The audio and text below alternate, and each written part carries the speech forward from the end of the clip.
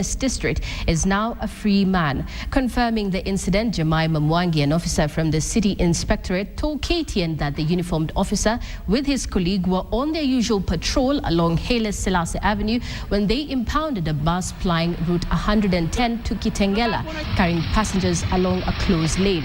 It is here that the officer faced the wrath of the driver and his conductor, who allegedly kidnapped him after he attempted to arrest the driver of the 42-seater bus. He alerted his colleagues, who later intercepted the bus along Namanga Road near Portland Cement Company, and the City Council Askaris was rescued. The driver of the bus was arrested, but the bus conductor managed to escape. Police recovered a metal rod and a pocket knife from the bus driver. The City Council Askari tukashika magari zingine tukapeleka kwa yard. Hiyo saa zile askari wetu walishika wakiwa askari wawili, wakaingia kwa gari, wakaambia tupeleke kwetu kwa yard pale St. Peter's Clever. Alikataa, akaanza kuelekea mwelekeo wa Selassie Avenue, akasema leo ni leo, hakuna gari tutapeleka kwa yard. Ndio askari mmoja akamanage kutokea kwa dirisha, akatoroka, akawacha huyo mwingine akakaliwa na driver. Makanga akaendesha gari, akamtolea kisu akiwa kwa gari, akamwambia leo tunaenda kukumaliza leo. Hundreds of Nyeri residents flocked Nyeri Provincial General Hospital to witness a case of two young men who had been hospitalized after they were allegedly bewitched. The two were taken to hospital for treatment by Nyeri police officers after they were found in Ndugamano area, Tetu district in Nyeri County, feeding on grass and raw vegetables. The two are said to have confessed of being bewitched after they stole a motorbike and a television set in Githurai, Nairobi. Police had a hard time trying to control the crowd who wanted to see the victims. They had to fire in the air to disperse the crowd. Nikaona wakikula sukuma wiki na nyasi na maidi ikiwa bishi. Wakikula wanapigana wenyewe kwa wenyewe. Pita wanaulizana wapi vitu. Alafu kuwapeleka kwa police station ili nipate usaidizi. Wakaanza kuweka kwa police station, wanaanza kujipigisha kwa mawe. Nyoka. Wonders in Nyeri never cease. Well, moving on, GEM Member of Parliament Jakoyo Midiwo says the weekend exercise that saw the President distribute land titles in the coastal region is an insincere act by the Jubilee government and is meant to try and make inroads in regions that voted overwhelmingly for Cord Coalition. Speaking in Rarieda during the homecoming party of Area Member of Parliament Nicholas Gumbo, Jakoyo says the government was overstepping its mandate and urged the Lands Ministry to give the Lands Commission a chance to perform its mandate. Cord leader Raila Odinga also attended the homecoming party.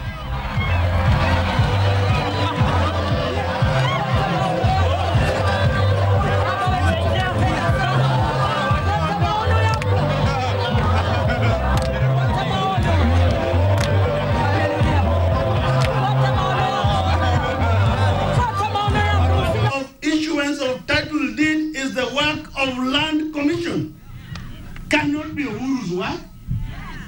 I would have accepted if Uhuru went to redistribute the land which his family owns in Mombasa. Another one is saying they are giving it for political reasons because in the last election people did not want to hear about them in Mombasa because of land. Why would people want to listen to them? At the ODM should let us work. How do you let you work and not do politics? You have said we are the opposition. A family is crying for help to get the remains of a child who was burnt alongside his mother when arsonists set their house ablaze in Makueni County. Though relatives managed to bury the woman, the son's body cannot be released due to unsettled hospital bills. Here's the story. Just before dawn on 24th of July this year, unknown persons attacked and set fire to a house belonging to one Nyamwania in Kathulumbe sub-location in Kalawa district, Makueni County. The mother of two was asleep, and in the house with her was one of her sons, Mwangangi, a standard 5 pupil. Wakatuambia wamechomwa wakiwa kwa nyumba na wakinguza mlango, wakaguda mlango umefungwa nje, wakalazimika kupitia kwa nyumba juu na wakaanguka pande nyingine, halafu wakakimbia wakakuja kwangu. The mother, Ndenya, died a week later on the 2nd of August, and her son died 10 days after her on 12th of August. The then 40-year-old woman died while undergoing treatment at the Kenyatta National Hospital and was buried almost immediately as her son fought for his life, hanging on for one more week after his mother passed on. As fate would have it, one of her sons, Kativu Ndenya, a standard 8 pupil, escaped the tragedy because he was away in his grandmother's house. Now Kativu and his grandmother wring their hands helplessly as they wonder how to bury the young Mwangangi, whose body still lies at the morgue due to unsettled bills. Vitabu vimechomeka, chakula chote kimechomeka, hata hivyo sina chochote. Mavazi yote yamechomeka, na sijui nielekee wapi. They also wonder if the arsonists who torched their house would ever be brought to book. Governors from Mount Kenya and Aberdare regions have pledged to support war on poaching and deforestation in their mountain conservation area. The region, which is home to 2 largest water towers and major wildlife ecosystem, has in the recent past been affected by poaching, illegal logging, forest fires and drying rivers, which is threatening the flow of large rivers in major cities of Kenya. The governors spoke during a workshop organized by the Ministry of Environment and Natural Resources to discuss enhancing of habitat protection. The Environment Principal Secretary, Dr. Richard Lesiyampe, said the national government will be promoting commercialization of some plant species such as the bamboo and a fast-growing variety of eucalyptus. Lesiyampe said the venture will promote afforestation, minimize importation of poles and other byproducts, as well as creating job opportunities and economic empowerment for farmers. As we speak now, we have actually crafted a policy and we intend actually to call stakeholders. We look at this policy. We actually have this policy approved, and from there we can indeed find a more viable method of actually commercializing bamboo. Bamboo protects our natural environment, and particularly in our protected areas. And therefore, the ban was indeed to ensure that we use the bamboo actually to conserve, our natural environment. But what we are trying to say here now is that we want to commercialize it, grow it outside even our protected areas, grow it in our farm. Several people were injured when chaos erupted between 2 groups over a controversial piece of land at Ngelani village in Athi River district. A scuffle ensued when more than 500 members of Syokimau's self-help group met youth fencing part of the land they claim belongs to them.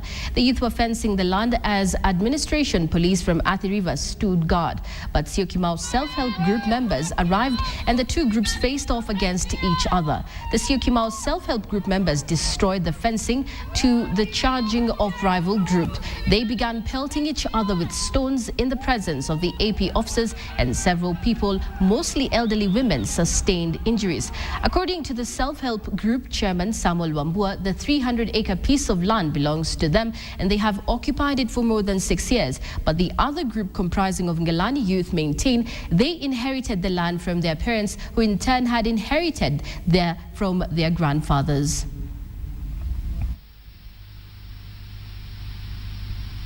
Hii shamba ilikuwa ni ya babu yangu, na babu yangu akaachia babu yangu ambao amenizaa. Si ndivyo? Na tunasumbuliwa na hao watu, tunasikia wanaitwa kataki. Sijui kataki na mimi nini. Angalao hawa mashamba hii ni ya baba yangu, na baba yangu aliachiwa na babu yangu. Na hii shamba tumesumbuliwa mara nyingi, wanatuibia ng'ombe usiku. Mjana ndio hao wanatusumbua. So there is a lot of conning around here, especially in terms of land. And they also create titles. They have fake titles. They will show you another title. From the look of things, it's a very genuine thing. But if you go searching, then you find the owner is different. And where we are finding a problem is the freehold type of land. Well, Burundi's peace process has been weighing heavily on retired President Kibaki, who has been on the forefront of the peace initiative and has not gone unnoticed. Burundi's President Pierre Nkurunziza honored retired President Kibaki for his efforts at Nairobi last evening. President Nkurunziza also commended former President Kibaki for presiding over a smooth and peaceful transition in Kenya, saying it had set precedents that should be emulated by other African countries.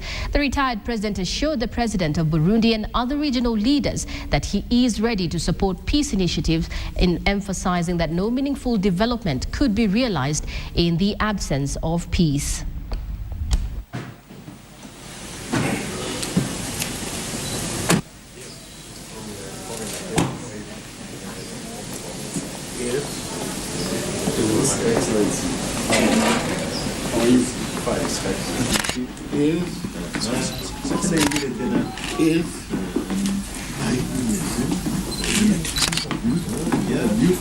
Yes.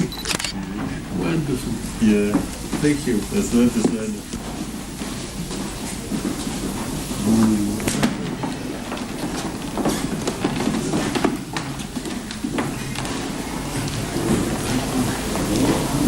Take a picture. An estimated 50 million shilling worth of contraband goods were destroyed by police in Garissa. The goods loaded in 4 trucks included assorted caches of sugar, clothes, powder milk, shoes, carpets, electronics and children's toys. Speaking during the destruction carried out at the Garissa dump site, Garissa County Police Commander Charles Kinyua said the destruction was conducted following a court order issued earlier in the week by a Garissa court. He said the goods had been intercepted and impounded by police officers manning the Liboy border crossing, adding that after the due process, the court had ordered the goods be destroyed. Kinyua further pleaded with locals to buy locally manufactured products so as to build the country's economy. Behind us here are contraband goods that were netted on the way from Somalia, entering Kenya within the Dadaab district. And after they were arrested, the owner plus the contraband goods, they were taken to court. And then the court ordered that the goods be destroyed by burning. And we are here today actually to witness that destruction of the goods. We'll now take a short commercial break. We will be back with more news.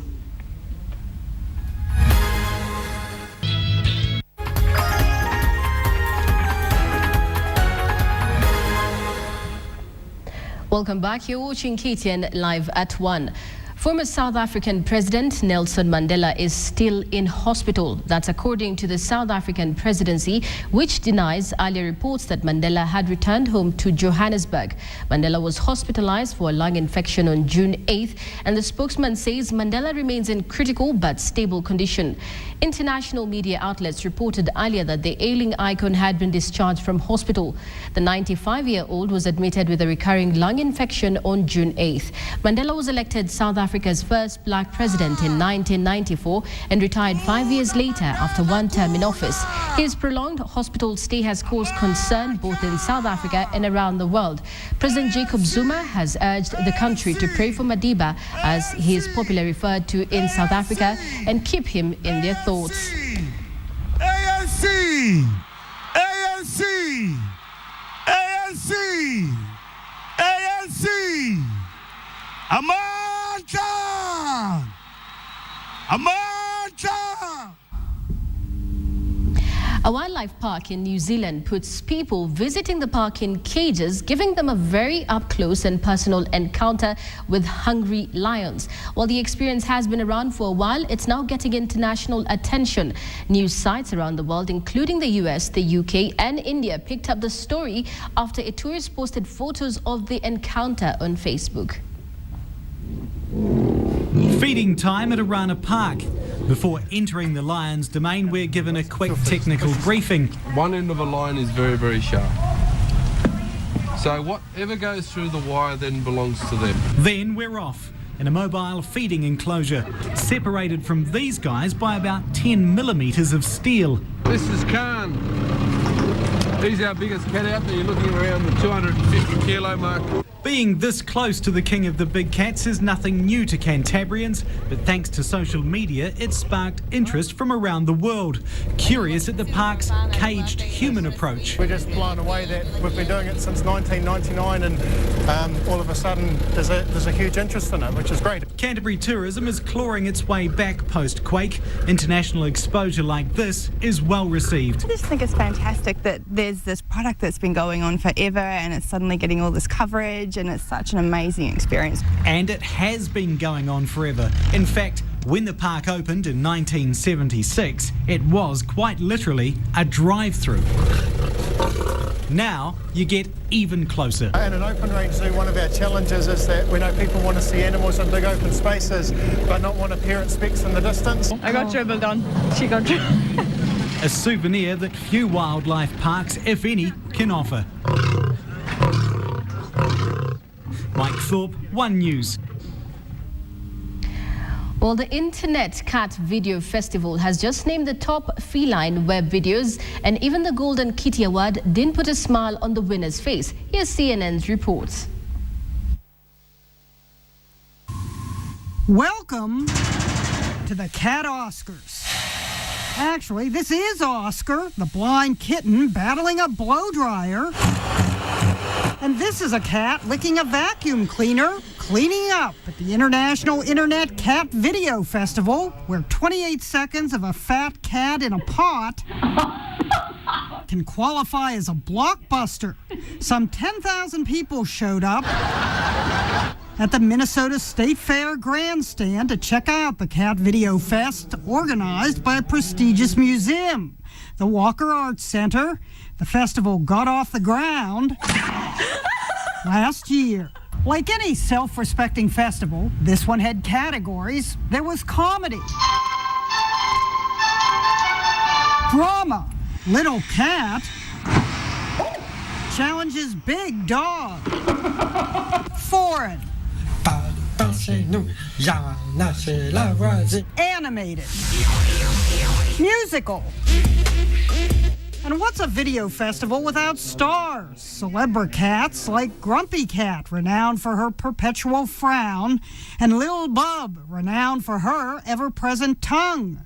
The two actually met at the fest, a photo op memorialized with a couple of memorable 6-second vines. Internet favorites like the cat that loves diving in boxes and dearly departed keyboard cat were inducted into the Hall of Fame. Fans voted online for the People's Choice Awards. A cat in a shark costume chasing a duck while riding a Roomba was one of several that rode to victory. Some of the videos were shockers. Fan favorite Lil Bub has gene mutations that resulted in a shortened jaw, which causes her tongue to stick out. Remind you of anyone at a recent awards ceremony? May the best tongue win. The winner of the Golden Kitty, the most popular People's Choice, was of course Grumpy Cat. If she had given an acceptance speech, we suspect it would have begun. I want to thank no one. Ginny Mode, CNN, New York. Well, moving away from cats, there's a new heavier element waiting for a space on the periodic table. CNN's Carlos Zuz has more on the element officially known as 115. When setting the periodic table, leave room for an extra element. Researchers in Sweden say they've made one by slamming together the atoms of calcium and americium. And it's a beast. Its atomic number is 115, much heavier than lead or uranium. Its temporary name is ununpentium, much harder to say than lead or uranium. But you can't see it.